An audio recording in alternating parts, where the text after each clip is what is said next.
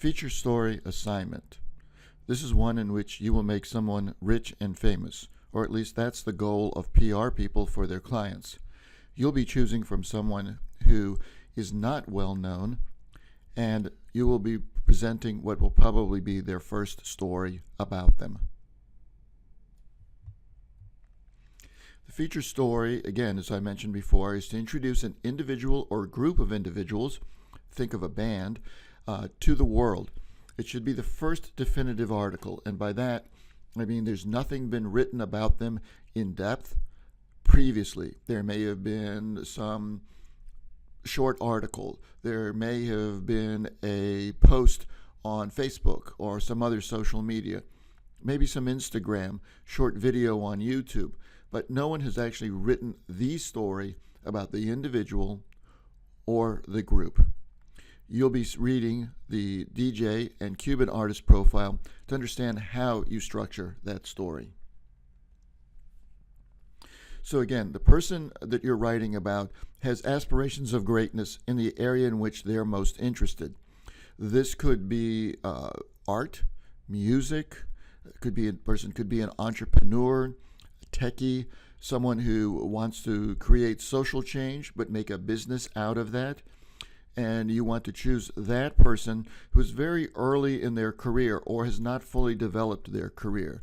So, for example, they might have been doing something for several years, but not have achieved much in the way of fame or success. To determine whether or not this person is well known, check their social media. If they have more than 10,000 people or followers on any one of the channels, then you don't want to do them. You want to find someone who is still fairly new or fairly unknown. So, as mentioned before, the person could be an individual or a group, such as musicians. You can choose someone from another country. The person can be working or retired. And most important, you want to make sure that this profile is worthy of sharing, that people will want to read this. And going back to our original discussion on what we do in PR, one of the things we do is create engaging content that connects our clients to audiences. The work that this person does should be interesting enough that an audience would want to know as much as possible about the individual. So let's talk about who it can't be about.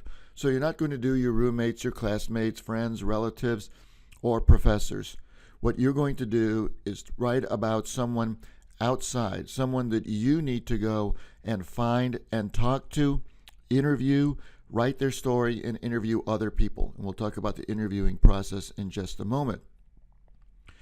You can get references from your roommates or classmates or co-workers about that person and say, hey, can you help me find an individual that I'd like to write about?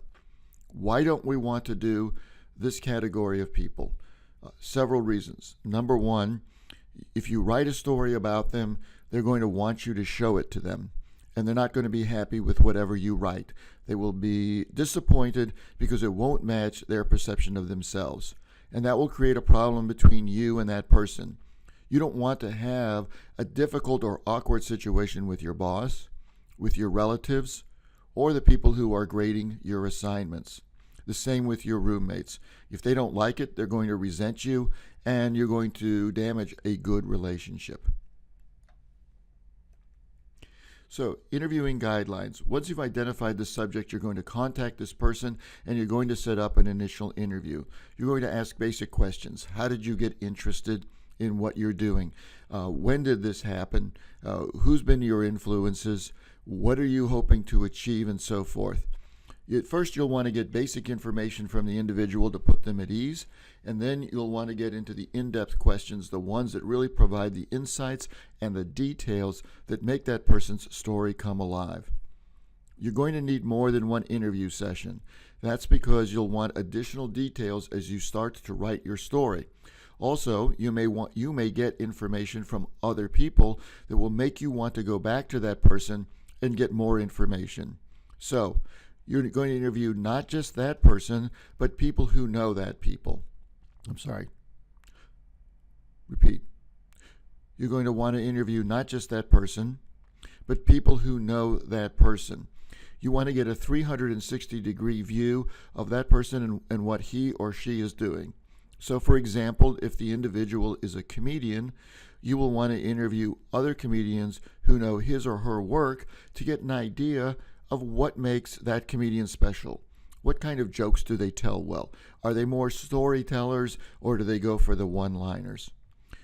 Along those lines, you'll want to interview the people who manage the comedy club where that individual performs. Why did you hire that person? What kind of crowd does this person attract? And again, how is this comedian different from other comedians who come to the club? Lastly, you'll want to talk to someone who knows the business well, and hopefully a fan or two of that individual. So maybe it's a fan who comes to the comedy club just to see that person perform. You don't want to interview people who are friends and family, except for background information. The opinions of the friends and family are going to be biased. Of course, they're going to be supportive of the individual. After all, that person's mom loves him or her. What they can't provide you with is an objective point of view, which is what you're looking for. You can interview parents and relatives for background information. The parents will be in a better spot, or grandparents even, to talk about where this individual's interest first formed. Say, for example, the person that you're writing the profile about is a musician. The parents can explain that maybe there were a bunch of musicians in the house. Maybe they were singers or played musical instruments. Maybe an uncle or an aunt played musical instruments, and all of that was an influence. Their memory of your subject's early childhood will provide you with insight and details that are valuable. But again, what you're looking for is facts and not opinions. Once you've completed your interviews and you have enough information and you feel you're ready to write, you're going to follow the narrative format that's provided in the examples about the DJ and Cuban artist.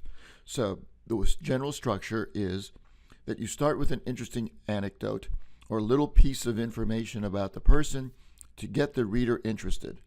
Then you go to a summary paragraph, which says in a nutshell, and this is why it's sometimes called a nut graph, that tells what the story is going to be all about. And then it's going to lay out what's to come in the paragraphs that follow. Then you will follow a traditional past, present, future structure to the story. You'll go back to the origins of the person's interest in the subject that they are doing. If they're a comedian, how did they first get interested in comedy? If they're a musician, how did they get interested in that? If they're techie, when did they first pick up their computer or start programming or whatever it is that they did in that area? Follow their progression, their studies, developing the idea for making this a career. And again, we're looking for someone with a deep passion. Where is their career now? And what do they hope for in the future?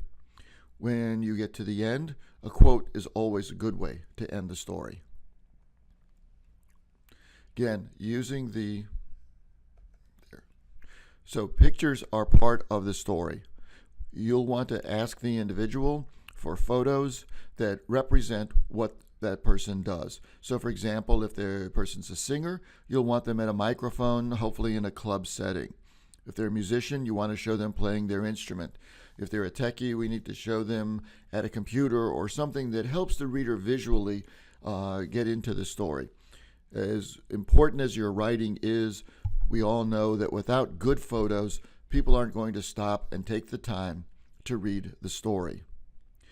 You'll want to get permission from the person to use those images or those videos. And thinking about those images, ask yourself, if you were promoting this story on social media, what pictures would you use? What would be the most attention-getting? All right, so a couple of final notes here. The subject and the sources can't see the draft before editing. This protects you, because if you let them see this, they will change it to the way they want to see the story based on their own biases and self-perception. This is going to harm their story. You're going to, as an outside person, write a better story than they will. However, You can read back quotes for accuracy. So you can say, in this paragraph, you say these words. Is this correct? You can read back facts for accuracy.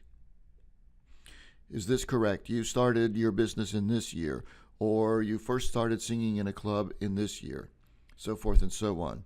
Now, you want to verify anything that the subject tells you. So if they say, I've done this here, if I've done that there, you want some kind of evidence that in fact they have been doing those things. You don't want to put this first story out there for the individual and then the world come back and tell you, oh no, I found this source that shows that never happened. Requirements. The profile needs to be 600 to 1,000 words. You'll need at least 600 just to be able to tell this person's story and include the multiple sources. More than 1,000, you can go a little over that if you need to, but at a certain point people are going to stop reading. You want to put in links to the subject's website and social media. This way people who are reading the profile can go to those places and find out more. So, for example, let's say someone has started a jewelry company inspired by something that happened or their personal interest. Well, it would be good to have a link to the website where this jewelry is being sold. You're not trying to advertise the jewelry. Your profile is of the person and their passion for making and creating jewelry. But you want the reader to be able to go and look at it. You're going to embed or attach at least 3 images.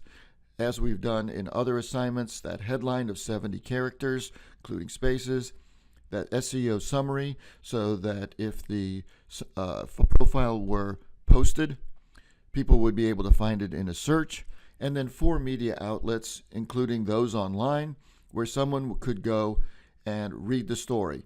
And think about the places that it would be most appropriate for that story to be placed. For the online section, the deadline is March 19, and for the in-person section, March 22. You'll label your Word file with your name and the word feature, as in Carlos feature, email it to my Gmail account, and include the word feature in the subject line.